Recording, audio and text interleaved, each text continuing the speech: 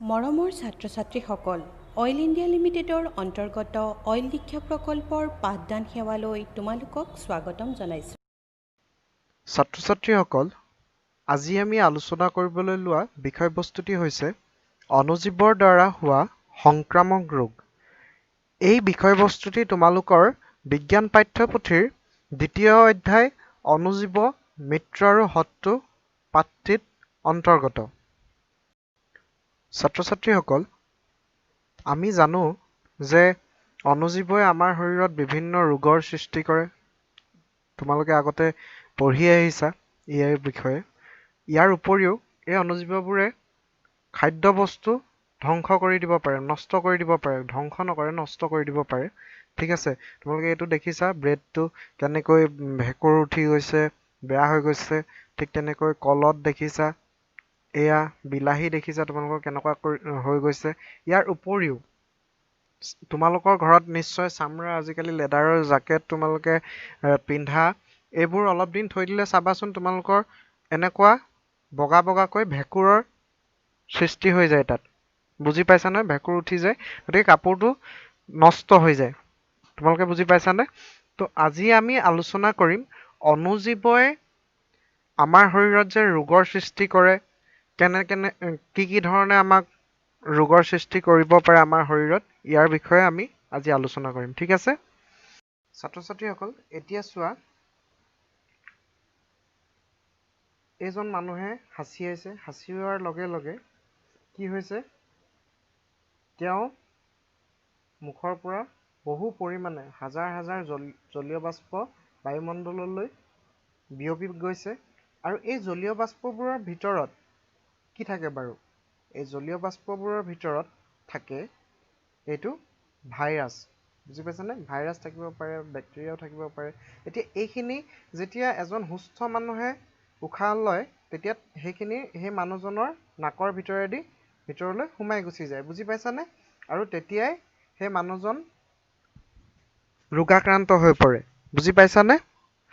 এজন ৰোগাক্ৰান্ত ব্যক্তিয়ে যেতিয়া হাঁচিয়াই, তোমালোকে ভিডিঅ'টোত দেখিছিলা, তেতিয়া তেওঁৰ মুখৰ পৰা হাজাৰ হাজাৰ ভাইৰাছ বায়ুমণ্ডললৈ বিয়পি পৰে। বুজি পাইছানে? বায়ুমণ্ডললৈ বিয়পি পৰিলে তাৰপিছত কি হ'ব?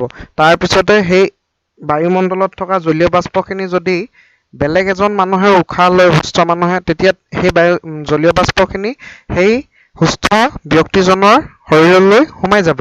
সোমাই যোৱাৰ লগে লগে তেওঁৰ শৰীৰত গৈ বিভিন্ন ধৰণৰ ৰোগৰ সৃষ্টি কৰিব। বুজি পাইছানে? আৰু এনেধৰণৰ যিবোৰ ৰোগ এজনৰ পৰা আন এজনলৈ বিয়পি পৰিল, বায়ুৰ জৰিয়তে হওক বা পানীৰ জৰিয়তেও হ'ব পাৰে। ঠিক আছে, এই ৰোগবোৰকে কোৱা হয় সংক্ৰামক ৰোগ। বুজি পাইছানে? এই যে সংক্ৰামক ৰোগবোৰ, এইবোৰ কি কৈছে? বায়ু, পানী বা আহাৰৰ জৰিয়তে এজন ৰোগীৰ পৰা আন এজন সুস্থ ব্যক্তিলৈ বিয়পি যাব পাৰে। বুজি পাইছানে? এতিয়া মানুহজনে হাঁচি মাৰোঁতে মুখত একো দি নোলোৱাৰ কাৰণে সেই জলীয় বাষ্পখিনি, সেই ভাইৰাছখিনি বায়ুমণ্ডলত উপঙি পৰিল, যাৰ ফলত সেই বায়ুখিনিকে মানুহজনে গ্ৰহণ কৰাৰ কাৰণে মানুহজনৰ শৰীৰত বেমাৰৰ সৃষ্টি হ'ল। তোমালোকে বুজি পাইছানে বাৰু? নিশ্চয় বুজি পাইছা। এতিয়া আমি পিছৰ দফালৈ যাওঁ। ছাত্ৰ ছাত্ৰীসকল, এতিয়া আমি দুটামান সংক্ৰামক ৰোগৰ বিষয়ে জানো আহা। এটা উদাহৰণ হৈছে ইয়াৰ মেলেৰিয়া ৰোগ, আন এটা হৈছে ডেংগু। এতিয়া প্ৰথম আমি মেলেৰিয়া ৰোগৰ বিষয়ে আলোচনাটো কৰোঁ। এই ৰোগ কেনেকৈ বিয়পে? এই মেলেৰিয়া ৰোগ এজন মানুহৰ পৰা আন এজন সুস্থ মানুহলৈ কেনেকৈ বিয়পে? এই ৰোগ কঢ়িয়াই মাইকী এনফিলিছ নামৰ এবিধ মহে। বুজি পাইছানে?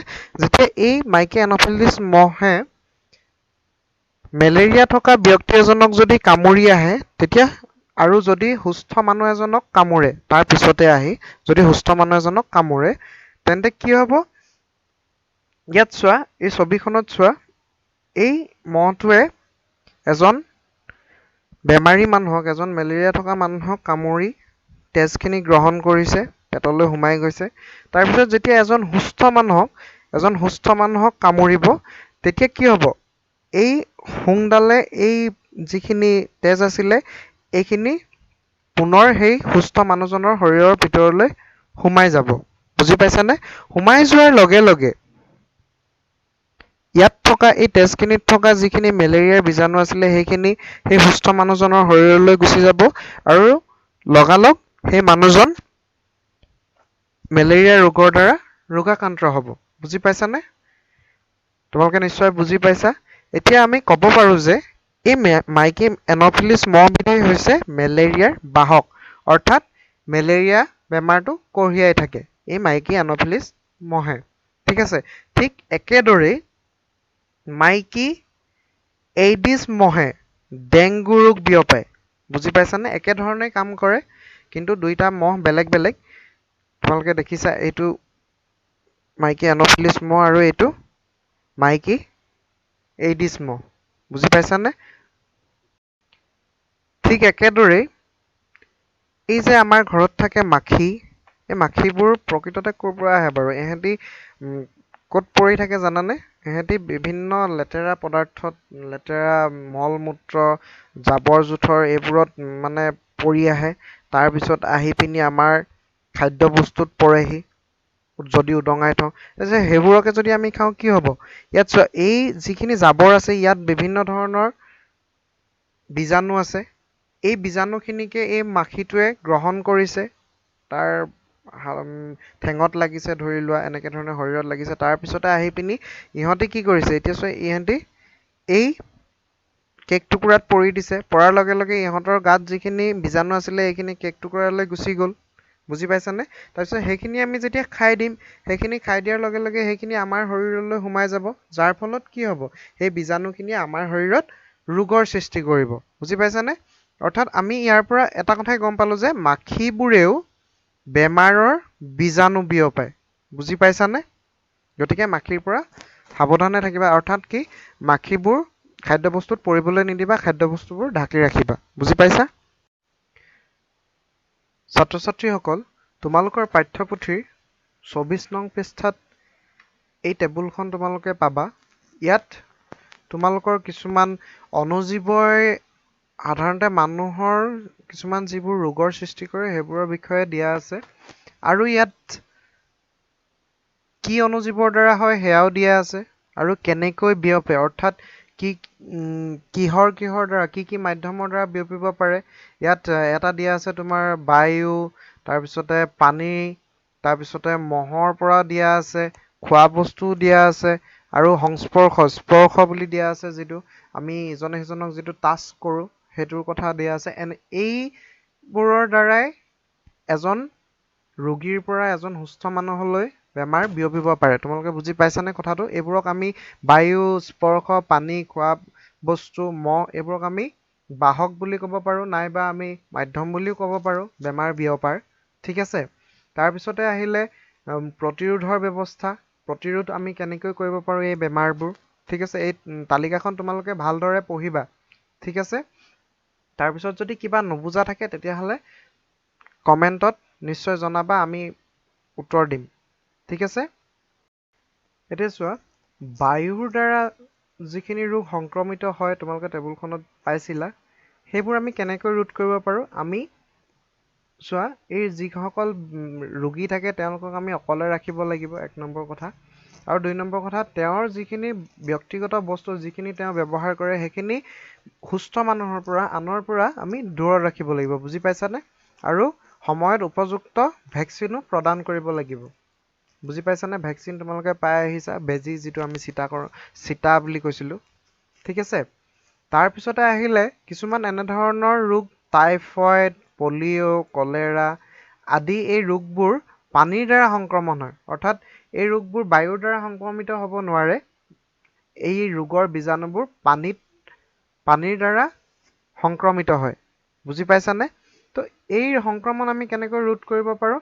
আমি উপযুক্ত সময়ত টীকাকৰণ কৰিব লাগিব। তোমালোকে আগতে সৰুতে নিশ্চয় পলিঅ' খাইছিলা। ঠিক আছে? আৰু সৰুতে হেপাটাইটিছ এ, হেপাটাইটিছ বি এইবোৰৰ তোমালোকৰ বেজী দিছিলে সৰুতে, তোমালোকৰ মনত আছে। ঠিক আছে? তো এনেধৰণে আমি এই বেমাৰবোৰৰ আগতীয়াকৈয়ে কি কৰিব লাগিব? প্ৰতিৰোধৰ ব্যৱস্থা কৰি ল'ব লাগিব, দৰৱবোৰ খাই বা বেজী লৈ। ঠিক আছে? আৰু আমি সদায় স্বচ্ছ হৈ থাকিব লাগিব, অৰ্থাৎ চফা হৈ থাকিব লাগিব আৰু লগতে আমি চাফা আৰু কুহুমীয়া গৰম পানী খাব লাগিব। তেতিয়া আমাৰ এই ৰোগৰ প্ৰতিৰোধ ক্ষমতা বৃদ্ধি পাব। বুজি পাইছানে? যাক ইমিউনিটি বুলি কয়। তোমালোকে নিশ্চয় এতিয়া কৰোণাৰ কালত তোমালোকে ইমিউনিটি কথাটো শুনি আহিছা। তাৰপিছত চোৱা, আমি মহৰ পৰা কেনেকৈ সংক্ৰমণ ৰোধ কৰিব পাৰোঁ।